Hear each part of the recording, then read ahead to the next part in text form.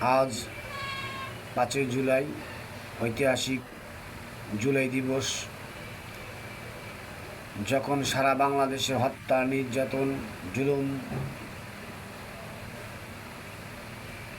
নির্যাতনের স্তম্ভলার তৎকালীন সরকার যেভাবে সাধারণ জনগণ, তৌহিদি জনতার উপর, ছাত্র জনতার উপর গুলি, হামলা, মামলা শুরু করেছিল জাতির ক্লান্তি লগ্নে, ঠিক সেই মুহূর্তে এক নেতার আবির্ভাব ঘটেছে পীর সাহেব চরমনাই।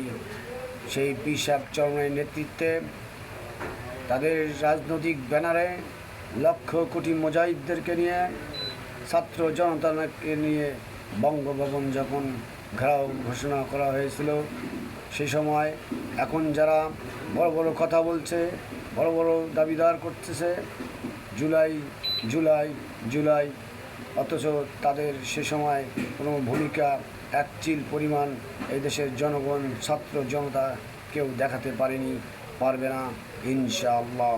ইসলামী আন্দোলন বাংলাদেশ আছে, থাকবে। হক্কানি ওলামা একরামের নেতৃত্বে এই দেশে কোনো একদিন ইনশাআল্লাহ কোনো এক সময় এদেশ ইসলামী শাসনতন্ত্র আন্দোলনের এই দেশ পরিচালিত করবে, এই আশা ব্যক্ত করি। আসুন, দল মত নির্বিশেষে আমরা ইসলামী আন্দোলন বাংলাদেশকে সাপোর্ট করি, ভালোবাসি।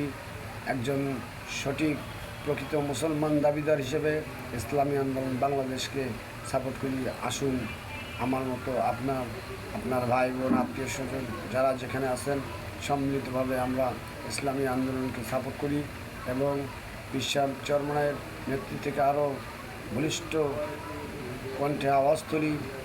আগামী সরকার ইসলামের সরকার, ইসলামী আন্দোলনের সরকার, আগামী সরকার শরিয়া ভিত্তিক সরকার এই মুহূর্তে দরকার, শরিয়া ভিত্তিক সরকার এই মুহূর্তে দরকার।